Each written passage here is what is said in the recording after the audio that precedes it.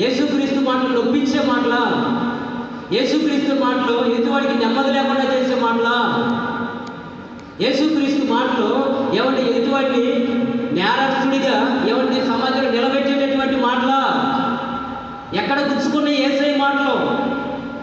ఎవరి మనసు గుచ్చుకున్నాయి? ఎవరికి తేలుగుట్టట్లుగా బాధ కలిగించాయి? పాపం చేసినటువంటి వారికి ఎవరి మనుషుల మాటలు వాళ్ళకు గుచ్చుకున్నాయి. కానీ యేసు మాటలు, అమ్మా నేను ఎవరు శిక్షించలేదా, అయినా నేను కూడా నీకు శిక్షించలేదు, సమాధానం కలిగిందని. అక్రమ వడ్డీ వ్యాపారం చేస్తున్న జక్కయ్యకి యేసయ్య మాటలు గుచ్చుకున్నాయా? వ్యభిచారం ముందు పట్టబడినటువంటి స్త్రీతో మాట్లాడినటువంటి మాటల్లో యేసయ్య మాటలు గుచ్చుకున్నాయా? తేలులో గుచ్చుకున్నాయా? లేక ఆ